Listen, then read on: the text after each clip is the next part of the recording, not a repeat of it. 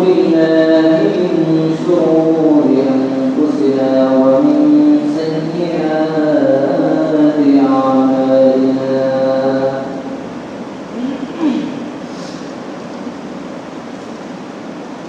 من يهده الله فلا مضل له ومن يضلله فلا هادي له ونشهد أن لا إله إلا الله وحده لا شريك له ونشهد أن سيدنا وسندنا وحبيبنا وحبيب ربنا ومولانا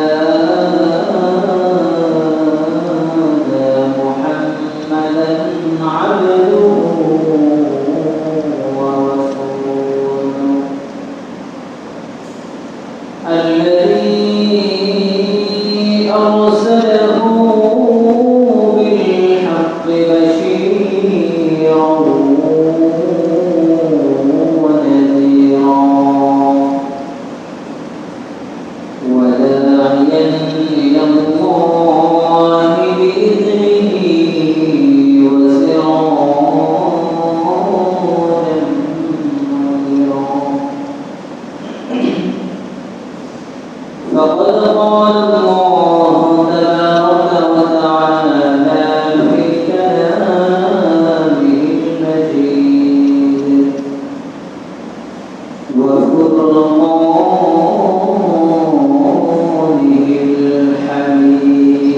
الحميد أما بعد فأعوذ بالله من الشيطان الرجيم بسم الله الرحمن الرحيم من ذا الذي يقرض الله قرضا حسنا فيضاعفه له أضعافا كثيرا وقال رسول الله صلى الله عليه وسلم الصدقة ترد البلاء أو كما قال عليه الصلاة والسلام وقال تعالى في شان حبيبه ومحبوبه ومعشوقه مخبرا وآمرا إن الله وملائكته يصلون على النبي يا أيها الذين آمنوا صلوا عليه وسلموا تسليما اللهم صل على محمد وعلى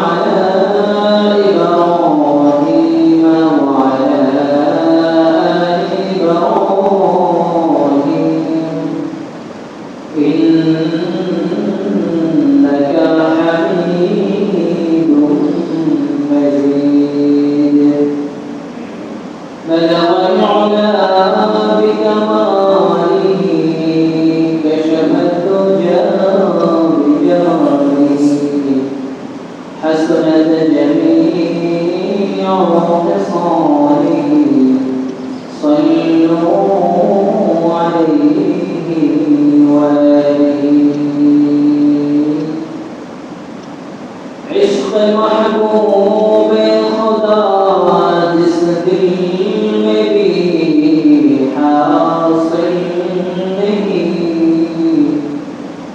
لاکھوں میں ہے اگر ایمان میں کامل نہیں بلغ العلا بکمالی کشف الدجى حسنت جميع خصاله صلوا عليه وآله الحمد لله معزز حضرات ومسلمين المسلمين الكرام আল্লাহ রাব্বুল আলামিনের দরবারে অসংখ্য অবনত শুকরিয়া আদায় করি যিনি আমাদেরকে পবিত্র দিনে জুমার দিনে মূল ইবাদতের পূর্বে আগে বাগে মসজিদে এসে কোরআন ও হাদিসের আলোকে কিছু কথা বলা ও শোনার তৌফিক দান করেছেন। এজন্য আমরা সকলেই আল্লাহ তাআলার দরবারে কালিমাতুশ শুকর আদায় করি। অন্তরের অন্তঃস্থল থেকে আল্লাহ তাআলার মুহাব্বত রেখে আল্লাহ তাআলাকে সন্তুষ্ট করার জন্য সকলে একবার বলি আলহামদুলিল্লাহ। মানুষের জীবনে বিপদ বালা মুসিবত এটা আসবে, এমন কোন মানুষ নাই যার জীবনে বিপদ আপদ বালা মুসিবত আসে না। সবাই কম বেশি আসে এবং এটা আসবে। এটা কোরআনে এবং হাদিসে আল্লাহ তাআলা বলেছেন, রাসূলও বলে দিয়েছেন। কিছু না কিছু বালা মুসিবত মানুষের জীবনে আসবে।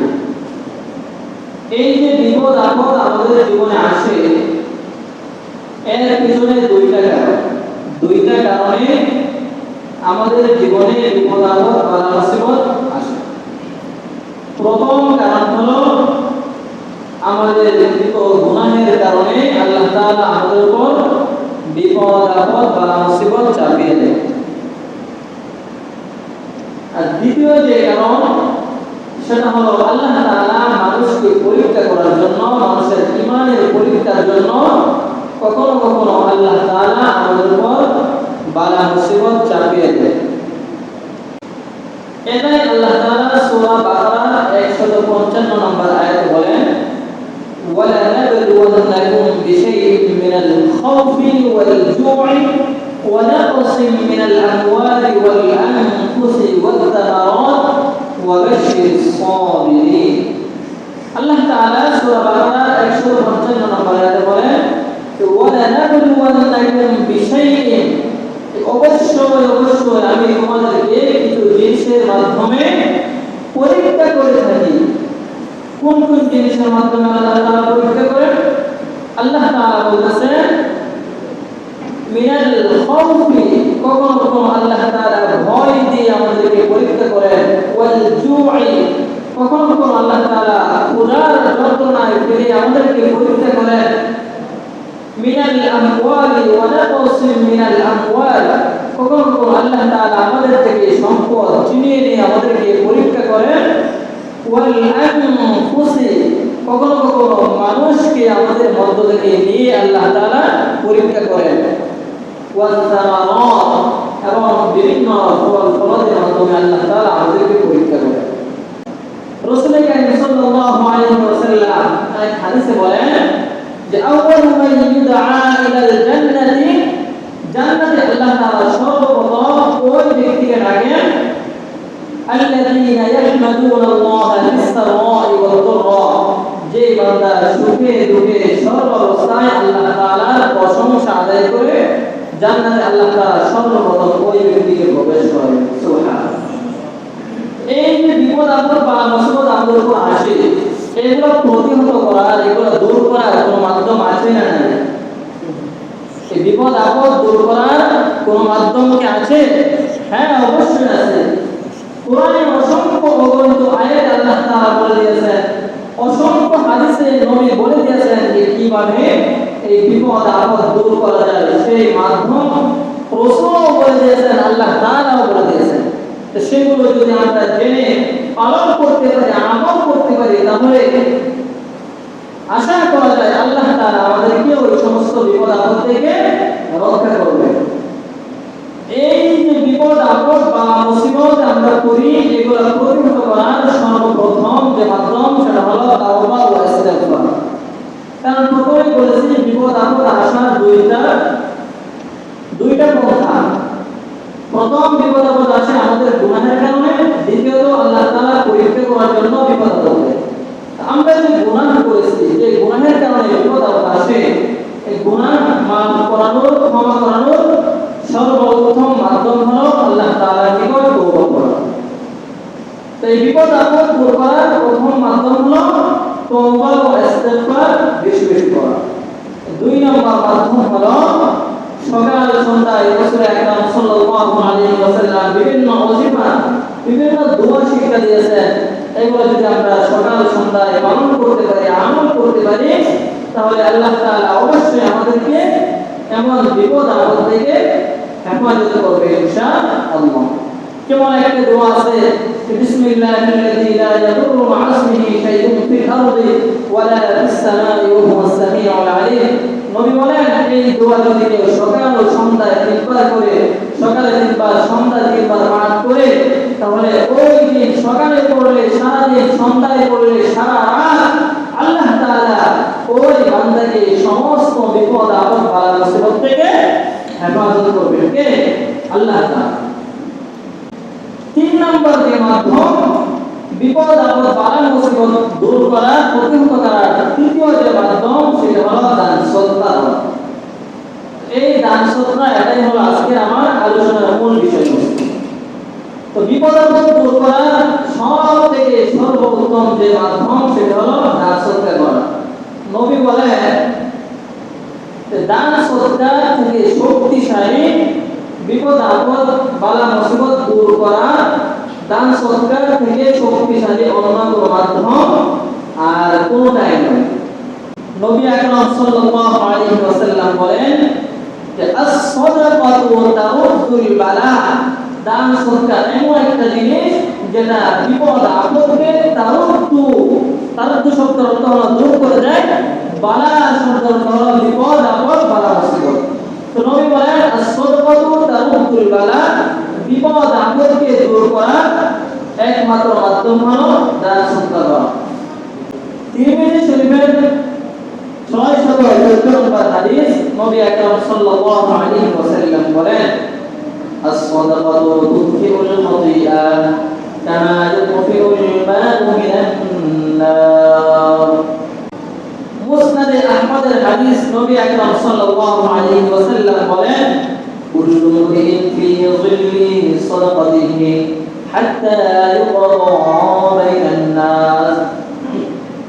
নবী বলেন কালকে আমাদের কঠিন ময়দানে আল্লাহ তাআলা যখন বিচার কার্য সম্পন্ন করার জন্য সমস্ত মানুষকে যখন কিয়ামতের ময়দানে মাহশারে যখন দাঁড় করাবেন, সূর্য তখন মানুষের এক হাত বা আধা হাত উপরে থাকবে, গরমের তাপে মানুষগুলো ছটফট করতে থাকবে। ওই বিপদের সময় নবী বলেন ওই বিপদ থেকে বাঁচানোর একটা মাধ্যম আছে, সেটা হলো যারা দুনিয়াতে দান সদকা করে কালকে আমাদের কঠিন ময়দানে ওই দান সদকা একটা ছায়া আকারে তার মাথার উপরে এসে বিচার কার্য যতক্ষণ পর্যন্ত সম্পন্ন হবে ততক্ষণ পর্যন্ত ওই বান্দাকে ছায়া দিতে থাকবে। সুবহানাল্লাহ, অনেক বড় একটা ইবাদত দান সদকা। মুসলিম শরীফের 1631 নম্বর হাদিস, নবী আকরাম সাল্লাল্লাহু আলাইহি ওয়াসাল্লাম বলেন ইযা বাতাল ইনসান ইনকাতা আনহু আমালুহু ইল্লা মিন সালাত। নবী আকরাম সাল্লাল্লাহু আলাইহি ওয়াসাল্লাম বলেন মানুষ যখন দুনিয়া থেকে বিদায় নিয়ে অন্ধকার কবরে চলে যায়, তখন তার জীবনের যত ইবাদত করেছিল, যত ভালো কাজ করেছিল, মৃত্যু আসার সাথে সাথে সব সমস্ত ইবাদতের রাস্তা, সমস্ত নেক আমলের রাস্তা বন্ধ হয়ে যায়। ইল্লা মিন তালাত, কেবলমাত্র তিনটা রাস্তা বাকি থাকে, তিনটা নেক আমলের রাস্তা বাকি থাকে। তার মধ্যে সর্বপ্রথম যে রাস্তা সেটা হলো আল্লাহর হাবিব বলেন ইল্লা মিন সাদাকাতিন জারিয়াতিন, সদকায়ে জারিয়া যেটা দুনিয়াতে মানুষ মসজিদ মাদ্রাসায় বিভিন্ন জায়গায় বিভিন্ন হাতে ব্যয় করে গেছে, সদকা হিসেবে যে অর্থ ব্যয় করে গেছে, কিয়ামত পর্যন্ত ওই বান্দা কবরে শুয়ে শুয়ে এই দুনিয়াতে কৃত সদকার সওয়াব কবরে শুয়ে শুয়ে সে পেতে থাকবে। সুবহানাল্লাহ। বনী ইসরাঈলের তিনজন ইবাদতকারী তিন যুবকের ঘটনা আমরা অনেকেই শুনেছি। বুখারী শরীফে দার সুখা অধ্যায়ে এই ঘটনা নবী আকরাম সাল্লাল্লাহু আলাইহি ওয়াসাল্লাম বর্ণনা করেছেন। বনী ইসরাঈলের তিনজন যুবক তারা রাত্রিবেলায় বের হয়েছে পাহাড়ে ঘোরাফেরার জন্য, পাহাড়ে গেছে। যাওয়ার পরে কেউ কেউ বলেন যে রাত অন্ধকার হয়ে গিয়েছিল, আবার কেউ কেউ বলেন পাহাড়ে আরোহণ করার পরে হঠাৎ বজ্রপাত শুরু হয়ে যায়, আবহাওয়া খারাপ হয়ে যায়, তখন তারা কি করবে, নিজেদেরকে কিভাবে রক্ষা করবে, তারা নিজেদেরকে বাঁচানোর জন্য একটি পাহাড়ের একটি গুহায় তারা আশ্রয় নেয়। তো গুহায় আশ্রয় নেওয়ার পরে হঠাৎ করে একটি পাথর গড়িয়ে আসতে আসতে গুহার মুখে এসে গুহার মুখ বন্ধ হয়ে যায়। এখন কি করবে? যুবক তিনজন পেরেশান যে আমরা তো এই গুহা থেকে আর বের হতে পারবো না, কারণ এত বড় পাথর, এটা তো সরানোর কোনো সামর্থ্য আমাদের নেই। তো তারা কি করবে? তিনজন পরামর্শ করলো যে আমরা আল্লাহ তাআলার কাছে দোয়া করি, জীবনে এমন কোনো ভালো কাজ তো আছে, কোনো একটা ভালো কাজ তো জীবনে আমরা করেছি, ওই ভালো কাজের দোহাই দিয়ে ওই ভালো কাজকে সামনে রেখে স্মরণ করে আমরা আল্লাহ তাআলার কাছে দোয়া করি, দেখি আল্লাহ তাআলা আমাদেরকে মুক্তি দেয় কিনা। এই সিদ্ধান্ত হওয়ার পরে এক যুবক বলতেছে, ওগো আল্লাহ, আমি দুনিয়াতে দুইজন বৃদ্ধ মানুষকে পেয়েছিলাম, একজন হলো আমার মা, আরেকজন হলো আমার বাবা। আমি দুনিয়াতে কোনোদিন আমার মা বাবাকে কষ্ট দেই নাই, সারা জীবন তোমার সন্তুষ্টির জন্য আমার মা বাবার খেদমত করে গেছি, সেবা করে গেছি, কোনোদিন ও শব্দ বলবে এতটুকু পরিমাণ কষ্ট আমি আমার বাবা মাকে দেইনি। আল্লাহ, আমি পশুপালন লালন পালন করেছি, আমি আমার পশু থেকে দুধ দহন করার পরে আমার বৃদ্ধ বাবা মাকে পান না করানোর আগ পর্যন্ত অন্য কোন পরিবারের সদস্যকে আমি দুধ পান করাই নাই। আল্লাহ তাআলার কাছে এই ঘটনা বর্ণনা করে দোয়া করতেছে, ওগো আল্লাহ, আমি যে এই যে আমার বাবা মায়ের সেবা করেছিলাম একমাত্র তোমার সন্তুষ্টির জন্যই তো করেছিলাম। হঠাৎ করে একদিন যুবক অনেক দূরে সফরে চলে যায়, সফর থেকে আসার পরে দেখে রাত অনেক গভীর হয়ে গেছে, গভীর রাত, বাবা মা দুইজনে না খেয়ে ঘুমিয়ে পড়েছে। এবার যুবক কি করবে? দুধ দহন করার পরে বৃদ্ধ বাবা মাকে পান করানোর জন্য বাবা মায়ের রুমে এসে দেখে বাবা মা দুইজন ঘুমিয়ে গিয়েছে, কি করবে? যুবক পেরেশান হয়েছে, কি করবে, কোনো রাস্তা নেই। সেই শেষ রাত পর্যন্ত বাবা মায়ের মাথার পাশে দুধের পেয়ালা হাতে নিয়ে দাঁড়িয়ে থাকে। রাত গভীর হয়ে যায়, হঠাৎ বাবার ঘুম ভাঙে। ঘুম ভেঙে যাওয়ার পরে দেখে তার সন্তান দুধের পেয়ালা হাতে নিয়ে, দুধের বাটি হাতে নিয়ে দাঁড়িয়ে আছে। আবার যুবক তার বৃদ্ধ বাবা মাকে দুধ পান করিয়ে তার পরিবারের অন্যান্য সদস্যকে দুধ পান করাইলেন। এবার যুবক আল্লাহ তাআলার কাছে বলতেছে, ও আল্লাহ, আমি যে ওই কাজটা করেছিলাম এটা তো শুধুমাত্র তোমার সন্তুষ্টির জন্যই করেছি, আমি কোনদিন আমার বাবা মাকে কষ্ট দেই নাই। ওই কাজটা যদি তোমার কাছে পছন্দ হয়ে থাকে, তাহলে ওই কাজের বিনিময়ে তুমি গুহার মুখ থেকে পাথরটা তুমি সরিয়ে আমাদের মুক্তির ব্যবস্থা করে দাও। প্রথম যুবকের দোয়া করার পরে তারা তাকিয়ে দেখে পাহাড়ের গুহা থেকে পাথরটা অল্প একটু সরে গিয়েছে। এবার দ্বিতীয় যুবক সে দোয়া শুরু করলো, ওগো আল্লাহ, আমার একজন চাচাতো বোন ছিল, সে যখন দুর্ভিক্ষ শুরু হয়ে যায়, দুর্ভিক্ষের কারণে তার যখন অর্থ সম্পদ শেষ হয়ে যায়, সে একদিন আমার কাছে অর্থ সম্পদ টাকা পয়সা চাওয়ার জন্য আমার কাছে আসে। আমি তাকে 120টি দিরহাম দিয়ে আমি তাকে শর্ত করে দিয়েছি, যদি তুমি আমার সাথে অন্যায় লিপ্ত হও, বেবিচারে যদি লিপ্ত হও, তাহলে আমি তোমাকে 120 দিরহাম দান করিব। যুবতী কি করবে, রাস্তা না পেয়ে সে রাজি হয়ে গেছে। যখন ওই যুবক সেই বেবিচারে লিপ্ত হওয়ার জন্য একটি নির্জন গুহায় তারা চলে যায়, এবার তার চাচাতো বোন ডাক দিয়ে বলতেছে, হে আমার ভাই, তুমি আমার সাথে অন্যায় করতে পারো, কেউ বাধা দিতে পারবে না, আমিও বাধা দিতে পারবো না, তবে তুমি এটা জেনে রাখো যে এই কাজটা করতেছো সেটা অন্যায়, এটা তোমার জন্য জায়েজ না। আল্লাহ তাআলা এটাকে হারাম করেছেন, জিনা ব্যভিচারকে হারাম করেছেন। তুমি করতে পারো, কেউ বাধা দেওয়ার মতো নেই, তবে তুমি এটা জেনে রাখো আল্লাহ তাআলার সীমা লঙ্ঘন করা হইতেছে। এই কথা বলার পরে যুবক আল্লাহ তাআলার কথা ভেবে তার অন্তরে ভয় সৃষ্টি হয়, সে এই অপকর্ম থেকে নিজেকে বিরত রেখে নিজেকে সরিয়ে নেয় এবং তার চাচাতো বোনকে বলে, ঠিক আছে, তোমার যে 120টি দিরহাম তোমাকে দিয়েছিলাম সেগুলো আমি তোমাকে দান করে দিয়েছি, যাও তুমি তোমার বাড়িতে চলে যাও। যুবক এই ঘটনা আল্লাহ তাআলার সামনে বর্ণনা করে বলতেছে, আল্লাহ, আমি তো সেদিন তোমার সন্তুষ্টির জন্য তোমাকে ভয় করে আমি সেই অন্যায় থেকে বিরত থেকেছি। শুধু তাই নয়, আমি 120 দিরহাম আমার চাচাতো বোনকে দান করে দিয়েছিলাম। তোমার কাছে যদি ওই দানটা পছন্দ হয়ে থাকে, তাহলে ওই কাজের বিনিময়ে তুমি পাহাড়ের গুহা থেকে পাথরটা সরিয়ে আমাদের মুক্তির ব্যবস্থা করে দাও। এবার আল্লাহ তাআলা পাহাড়ের গুহা থেকে পাথর আরেকটু সরিয়ে দিয়েছে। তৃতীয় ব্যক্তি যে সে আল্লাহ তাআলার কাছে দোয়া করতেছে, ওগো আল্লাহ, তৃতীয় ব্যক্তি সেও আল্লাহ তাআলার কাছে দোয়া করতেছে, হে আল্লাহ, আমি একদিন বাড়ির কাজ করানোর জন্য অনেকগুলা লোক এনেছিলাম, আমরা যেগুলো যাদেরকে আমরা কামলা বলে থাকি। তিনি দোয়া করতেছেন, আল্লাহ, আমি তো অনেকজন কাজের লোক এনেছিলাম, সারাদিন কাজ করে যখন শ্রমিকরা দিন শেষে ফিরে যাবে, সবাই পারিশ্রমিক নিয়ে গেছে, কিন্তু একজন যুবক পারিশ্রমিক না নিয়ে বাড়িতে চলে যায়। তার পারিশ্রমিকের টাকা নিয়ে আমি অনেক দিন ঘোরাফেরা করেছি, কিন্তু তাকে পাই নাই। শেষ পর্যন্ত আমি কি করব, তার ওই পারিশ্রমিকের টাকা দিয়ে আমি একটি ছাগল কিনেছি।